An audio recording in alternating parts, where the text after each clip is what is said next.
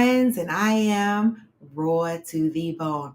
But you knew that already. Happy Thursday, y'all. The week is going.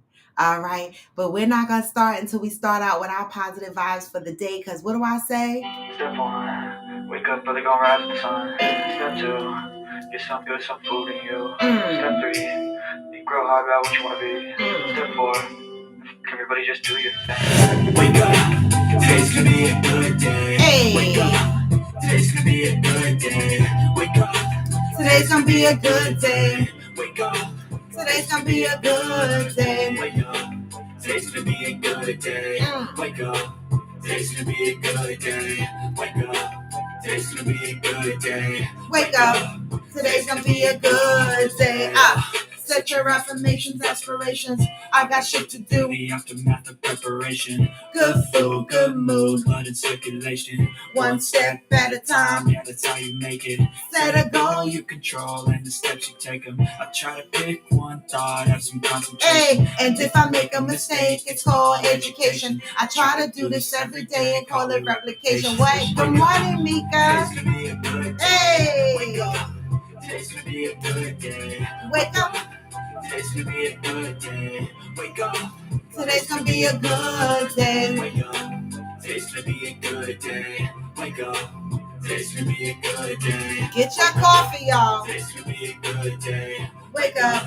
Today's gonna be a good day. Life ain't easy, y'all. I think there's a reason, though. Ups and downs, just like every Good morning, Shirley. Good morning, Hillbilly. Sometimes I'm barely breathing, What? though. I gotta. Always gotta fight and hide from the demons, yo. Negative thoughts are poison the ride. Head full of flaws, so here come the clouds. They'll never stop unless I can swap. All the bad for the good. In my head when I'm lost. What? So I'ma fake it till I make it. Positive vibes are overtaken. I got patience. One day at a time, that's how you operate a cadence. A flow, you grow, you show yourself a foundation. Stay away from all the shit that causes damnation. Hey! I like to do it cause it's sensation. I live my life in My my. head like a narration. Don't expect greatness, do my best, man. I take it. What? Wake up. Today's gonna be a good day. Wake up. Today's gonna be a. Good day. Wake up. Hey, Today's gonna be a what? good day. Hey, Georgie. Today's gonna be a good day. Wake up. Today's gonna be a. Good Come day. on. Wake up. Come on in and give me the thumbs up. Wake up. Today's gonna be a good day. Wake up. Today's gonna be a good day.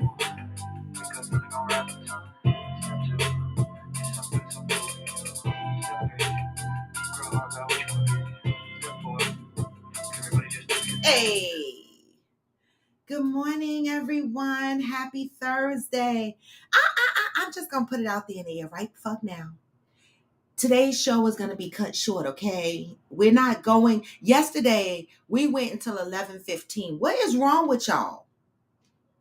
Right?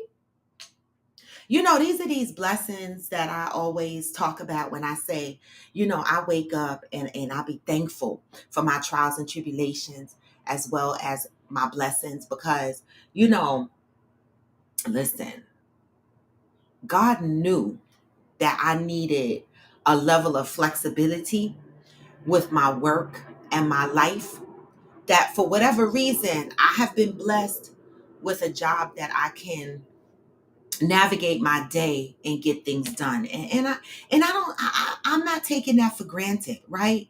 Not one bit. I complain about my job. They get on my nerves. You know, sometimes I hate it, right?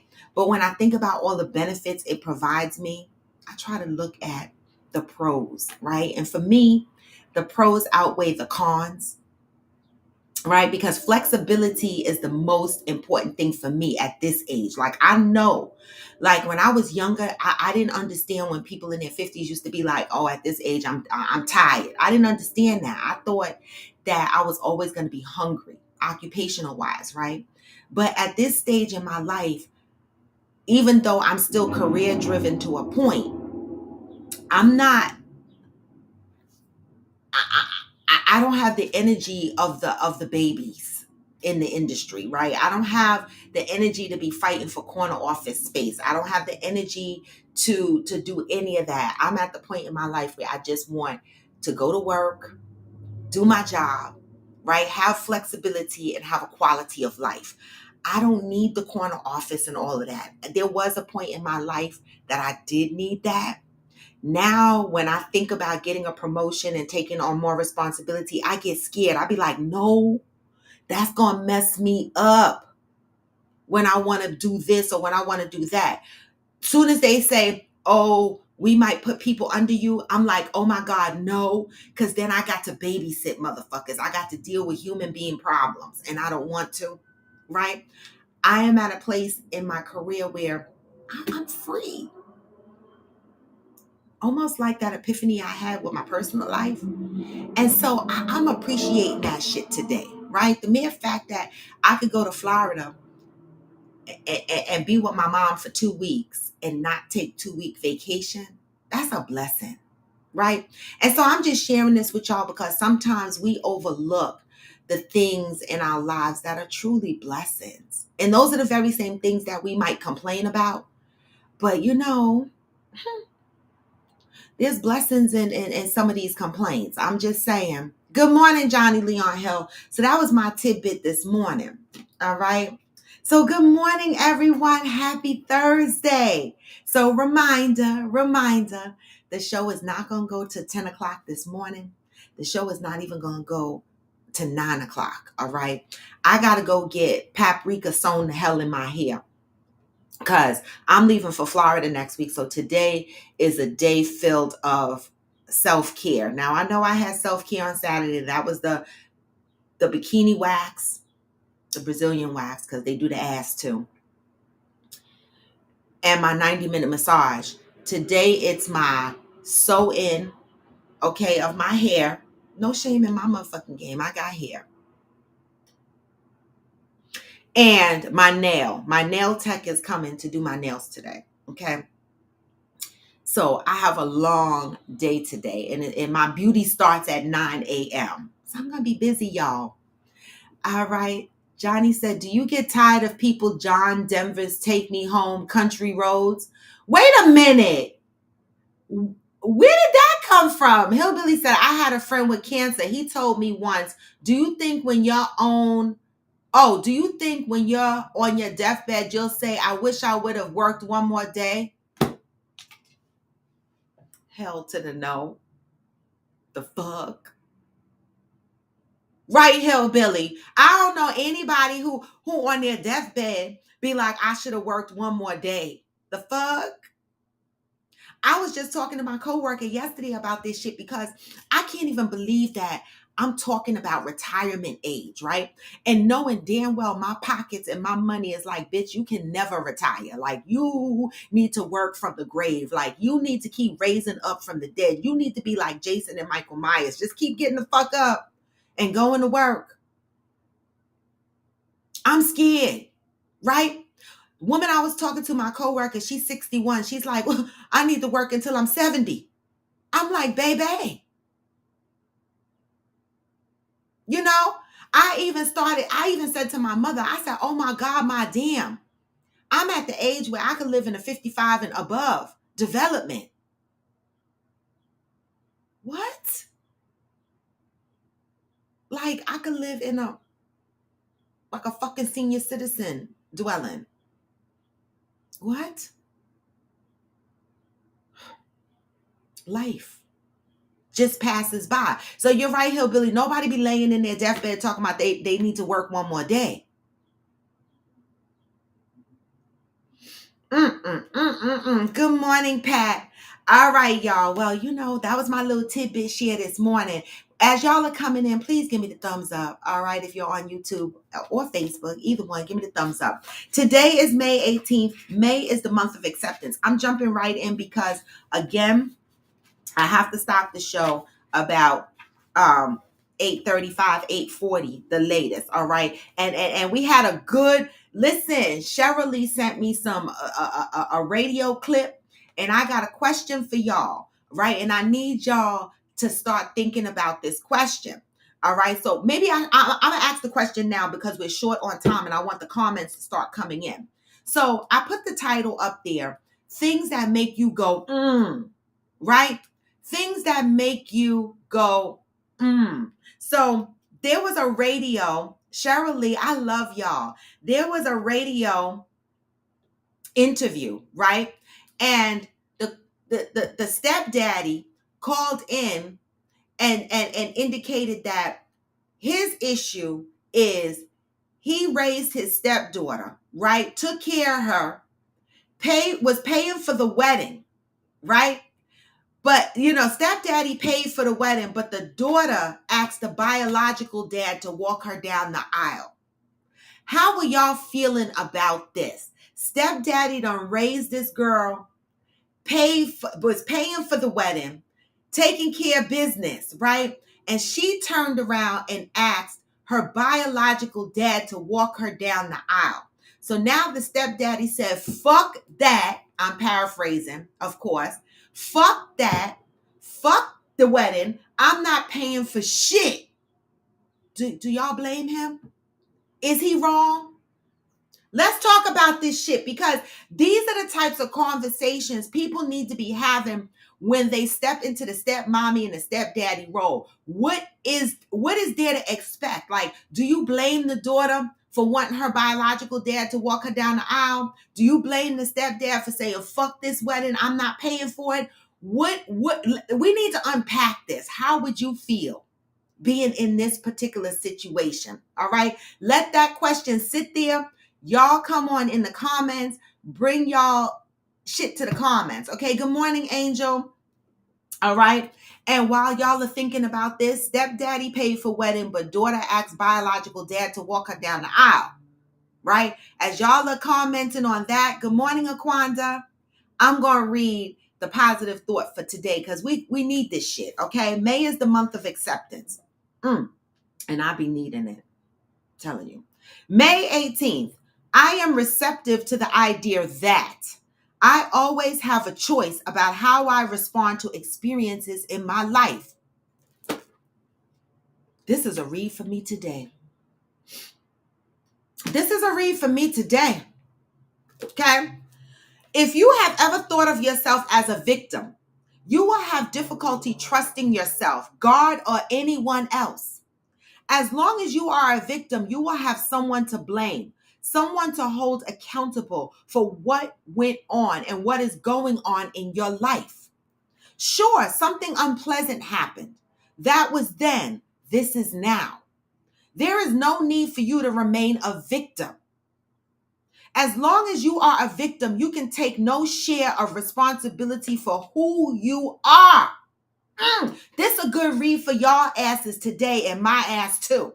Based on even the conversation we had yesterday and past conversations, y'all better get this message. As long as you are a victim, you can take no share of responsibility of who you are. Needed to repeat that. What you do or how you feel. You see, victims do not respond in choice. They react in fear. As long as you are in fear, you cannot trust.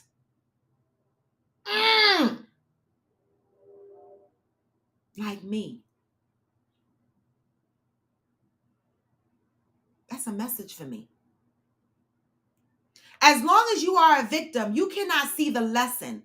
In fact, you may not want to see the lesson. You want an explanation. You want the whys answered. But no matter what anyone says, you will not believe it because you don't trust anyone. As a victim, you cannot admit that you have grown and are growing in response to your experience. When I say I'm thankful for my trials and tribulations. Rather than choosing to see and celebrate your own growth, you choose hurt, anger, fear, indignation, and self-righteousness. Not on purpose at times. In fact, the taste of anger is probably rising in your throat right now because you don't trust that anyone knows how horrible it was for you.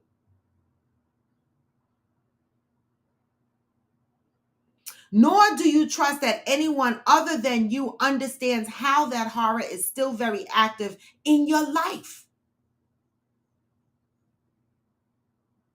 They also realize that Y'all, I can't hillbilly. I cannot. All right. I'm trying not to read the comments where y'all are killing me. All right. Um, nor do you trust that anyone other than you understands how that horror is still very active in your life.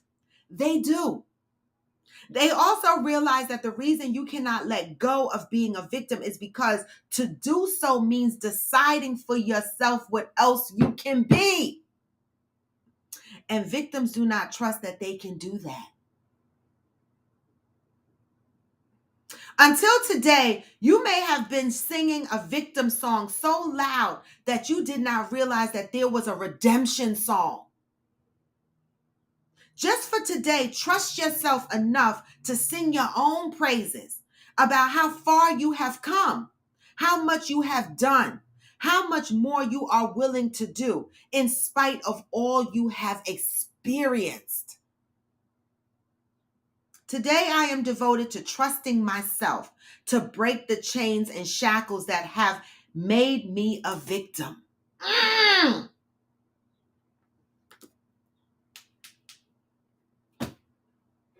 I needed that message.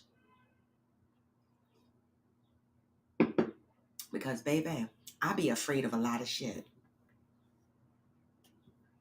I be scared to live a little bit. You know? Holding on to shit. You know? Not trusting. I don't trust. It's weird. Like when you go through your healing journey, right? And you change your people, places, and things, and then you lose people and you grieve. I lost trust in that grieving process. It's like, this is why you're forever healing, right? Because when I read this says trust again, right? Right. But that takes a little bit of time for me, right? So in my grieving process, in the losing of people, I lost trust, which built a level of fear, which causes me to have to live in this cycle of, I don't want to get close to people. I don't want to give my love out. I'm scared I'm going to get hurt, shit like that. So I start getting fearful, and that feeds my anxiety. I fuck myself up. I start overthinking all kind of shit, right? And I feel like I'm protecting myself, but based on this, I'm just doing further harm because I am denying accepting the journey that I have taken thus far. I am stripping myself of the opportunities of enjoying today, the moment, right? Because I am living in the what ifs, in the negative space based on my past experiences, right? Playing the victim.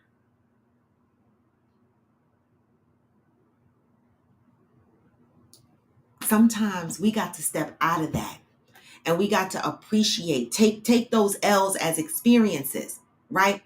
And keep moving in life. Don't stay there. It doesn't matter if somebody else doesn't understand the level of your pain and what you went through, right? You don't have to convince them. You don't have to live in that space of fear. Give yourself credit for the growth. That's hard. That was a hell of a read for me today. I need that. All right. So that was the positive thought today. Until today, Ayan Levon's on. If you don't have the book, get you one. All right. We read from this every morning to start us off. All right. So we got a topic up here, right? A contributed topic from a Coffee with Friends member. They actually sent me the radio clip. All right. Let me see if I can play it for y'all. Let me see if I can play it. Let me see if y'all can hear it.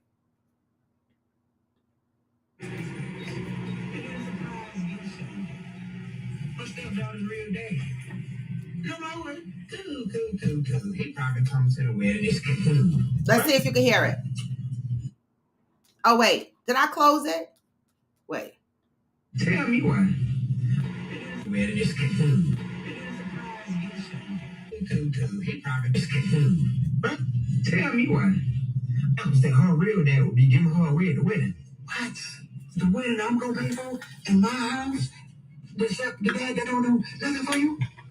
Give you away? Which leads us to today's village point of view. StepDaddy after that was like, well, I ain't paying for nothing. Might not even. Okay, So I don't know if y'all heard it because the sound is not that great. But the stepdaddy called in the radio and was like, you asked your biological dad to walk you down the aisle that ain't never did nothing for you.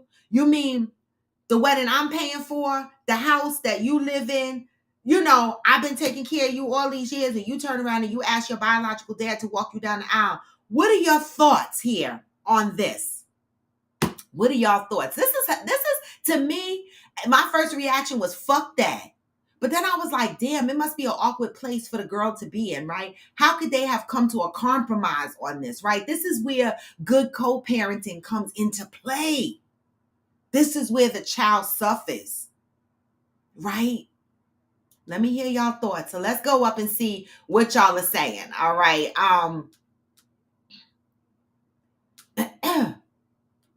All right, Cheryl Lee said, fuck that ish. We wasn't put on this earth to work on someone else's schedule and then die. We were meant to each and experience the vast of this earth. That's true, Cheryl Lee. Wait, Georgie said, hopefully I'll be on my way to Florida next week to drop off the youngest in Panama Beach to the nanny for the summer. On the 28th, the oldest will be on her way to St. Pete with her dad. Nice. So they're going to be in Florida where I'm at. Well, not the Panama. That's far. Oh, Georgie said it's another fuck that kid summer. Oh my God. I love that. It's another fuck them those kids. I love it. I love it. All right, so stepdaddy paid for wedding, but daughter asked biological dad to walk her down the aisle. How are y'all feeling? Georgie said that is insulting. Okay? Yes, Johnny, please listen to your body, because come the fuck on. Good morning, J Tosh. J Tosh says he's not wrong. The stepdaughter could have handled it differently. Biological dad, the first half, and stepdad walks her the other half. Great compromise, J Tosh. See, that takes maturity. That takes healthy communication, right? That takes good co-parenting throughout the years. How can we avoid getting to this place that these two dads got to? Georgie said, my daughter said, what's wrong with that? She's 13. Oh, what's wrong with that? Oh, she's 14. So she don't see it. Them kids. That's why I say, how do you compromise? Because you got to think, this is coming from two different places, right? Think about the child, right? She's not thinking about the financial. Maybe she's thinking about the connection with her biological dad. This is her wedding. You know what I'm saying? How could this have been addressed differently? Hillbilly said, as long as my baby girl is happy, I don't give a fuck who walks her down the aisle or who she walks to. Okay. I love that. Johnny said, I think there's a way that both dads can have their shine. Her biological dad could have walked her halfway down the aisle and the stepfather could have walked to the rest. That way, neither feels slighted. Right. That's you and J Tasha is on the same thing. Hillbilly said, not my wedding. I know. Oh, okay. I know that's right. It's not your damn wedding, Hillbilly. Okay. Good morning, Ron. Well, Ron, that part, Ron. What about the money? Are we splitting the money too? We gonna split the walk down the aisle. We splitting the money too? Like, I'm healing, not healed, y'all. So help me with this. Like, the way the father sounded on the radio, and of course we don't have the whole meat of the story, but he sounded like, damn, I've been taking care of her all her life up until this point. Biological dad ain't never did shit for her, and now she getting married, and she just X'd me completely out from walking her down the aisle. My question is, when she told him this, was he so hurt that he didn't respond to her? Did he say to her, that hurt my feelings, maybe we can compromise? What type of conversation should be happening right now? Cheryl Lee said, in my opinion, it's ego but understandable. Was he doing it for the child or relationship with mom? Where was the communication of how it should be handled? That part. Co-parenting is more than just sending money and picking up your kid every other weekend. It's about having these type of conversations, showing up at the graduations, the proms, what's happening, who's doing what. How are things being handled? Based on that, in the years of you guys co-parenting healthy, there is no way you get to a wedding and this happens and catches you off guard. This tells me that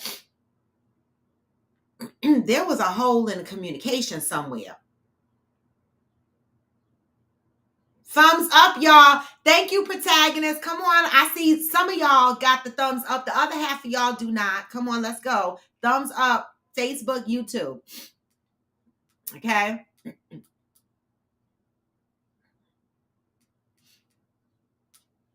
Hillbilly said, both dads need to get it together. Drink, talk, argue, fight, then get over themselves. I mean, I think if I was the mom and I knew my daughter wanted her biological dad to walk her down the aisle, right? That wouldn't annoy me, right? Because this is her wedding, right? But I probably would have suggested similar to what Johnny and Jatosh recommended, doing a half-half, or, walking down the aisle or whatever. Because I mean, I understand both sides, kind of, right? Like, when I got married, I felt some type of way about my dad walking me down the aisle. See, this is my truth, y'all, right? And my truth isn't always happy. The fuck? Sometimes my shit is very offensive. Not on purpose, though. It's just what happened in my life. And I was on the fence. My dad, rest in peace. I love him to death, right? But this is where you risk the relationships with your kids, and when it comes to wedding days and shit like this, shit could get sticky. When I was getting married, I was like, I don't know if I want my dad to walk me down the aisle. He never really did shit for me, right? I was still growing up in my mind. I was adult enough to get married, but I hadn't resolved my relationships mentally with a few folks in my life. And I was still working through the relationship with my dad. And I looked for any excuse for him not to walk me down the aisle. And when I went to ask my grandmother, can my grandmother walk me down the aisle? I asked her to walk me down the aisle. She was like, what? That ain't never gonna happen on my watch. I was like, but grandma, please walk me down the aisle. She said, you got a whole father. And I was like, but she was like, I don't want to hear it. You will not disrespect me or this family. But I didn't have a stepdad, so that's different. You will not disrespect me and this family. Because she was like, nah. Yeah. I mean, I'm glad she pushed me to do that because I don't regret it. It's nothing like looking back at your pictures, even when this man didn't do anything for you financially, and having that memory of your dad walking you down the aisle. So I'm on a fence with this, y'all, is what I'm saying. I'm on a fence with it. Hillbilly said both dads need to get to. Oh, I read that. Protagonist said it's cool if she picked her biological father. If I'm the stepdaddy, I'm done supporting her. She made her choice, but why? Why? She didn't choose her father to be a deadbeat. She didn't choose her father not to take care of her. She didn't choose to have a stepfather, right? She didn't choose that. But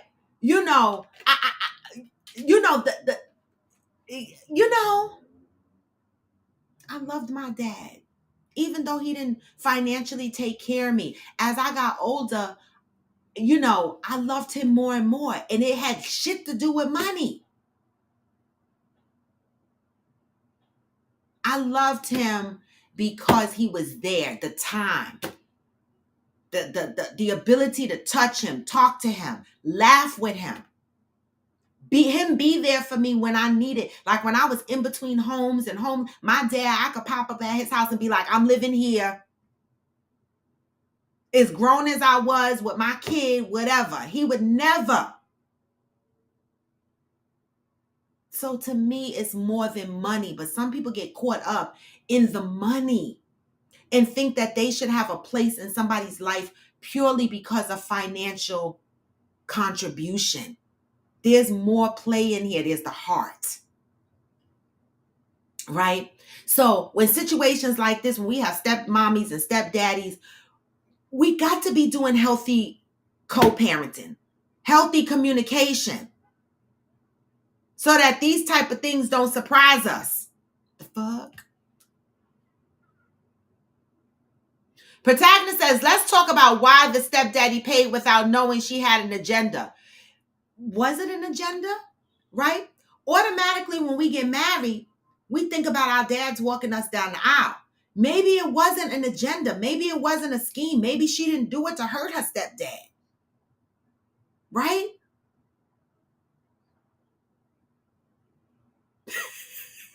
Thank you, Georgie. Let's think about that. This is a child. Well, I mean, she's an adult because she's getting married, but you know what I'm saying. Cheryl Lee said, why should she have to make a choice? He married the mom, not the daughter. Right. She didn't ask to be here. She didn't choose this life. She didn't choose it. Protagonist said, was the mom in on this decision? If so, I just cheat on her and keep it pushing. Wait, what? You got to cheat on the mom because her daughter? Come, protagonist. Cheryl, I'm saying the daughter chose biological over step. So if the stepdaddy, I'm a step away from helping her financially. Okay. Right, Hillbilly, you can't buy somebody love. You can't. Protagonist. Wait a minute. Protagonist put in bold letters. She chose not to communicate between the money and the walk. I'm fucking dead. The decision to say nothing. She did say something. She told her dad that she wanted her biological dad to walk her. We don't know how much in advance before the wedding because the radio station didn't give us that much, right? So this conversation could be in advance. The wedding could be next year. She's letting her stepdad know when that day comes, my biological dad gonna walk me down the aisle. Hillbilly said, if I place myself higher than my daughter on her wedding day and then threaten her with money, am I not the father I claim to be? Oh, get me the fuck out of here. Listen, Hillbilly. Listen, Hillbilly got some shit for y'all this morning. I got to read that again. Hillbilly said, if I place myself higher than my daughter on her wedding day and threaten her with money, am I not the father I claim to be?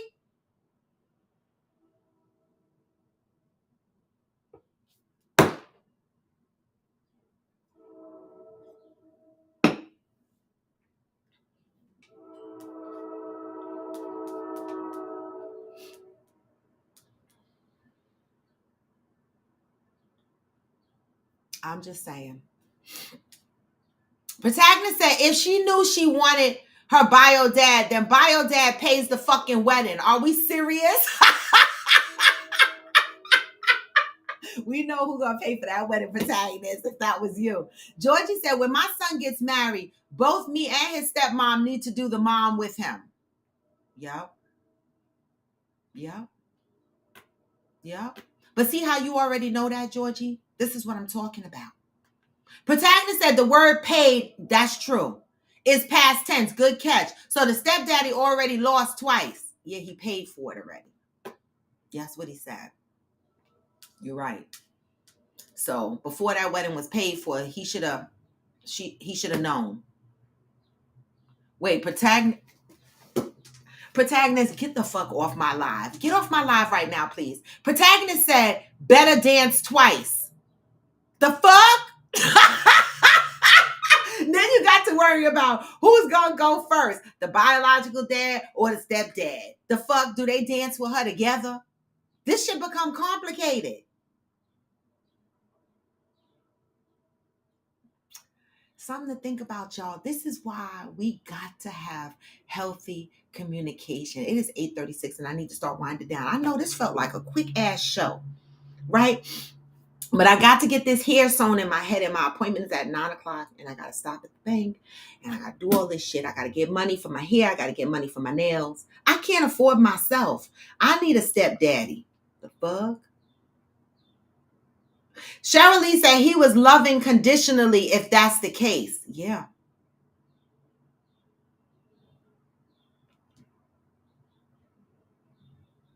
Yeah. Imagine being in this situation. It must be easier to give a perspective from the outside. Imagine being in this situation and you being the stepdad. That must hurt.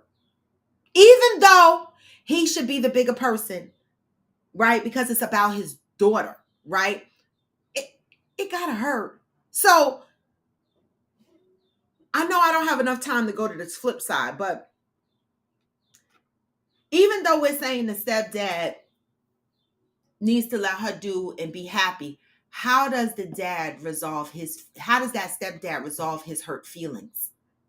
Right? Because we can't invalidate his feelings just because we're saying, fuck it, it's money, right? He still has feelings. He still has an emotional connection, right? And so how do you address this? Like, how does this unpack itself in this family? Right? Because everybody has feelings. We can't just say, oh, the fuck, right? They need to be addressed. Why is he feeling the way he's feeling? What's going on?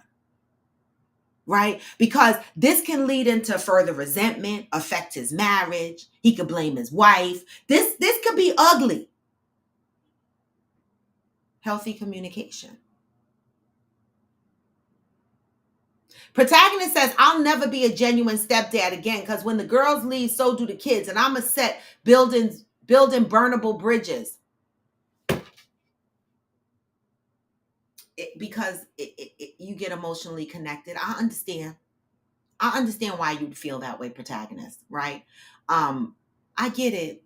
You know, it's the same reason why people are afraid to be in love, fall in love, be in relationships, because they don't want to deal with the possibilities of what if it ends, right? You don't know if you could take it. I get it. Protagonist says stepdad needs to understand his place in the family and move accordingly. They put themselves first. Time for him to do the same. Oh, time for him to do the same. Got it. Hillbilly said if he paid and allowed things to continue, he would have her love. This reads as how to break a family one-on-one. Exactly, Hillbilly, because this could be ugly and break the whole family, right? Protagonist says also stepdaddy turned that wedding into a donation and leave it with major tax write-off. It's one Hillbilly. I'ma hug you. It's one damn day of swallowing pride. There's a lot of motherfuckers that can't swallow pride, not even for a moment.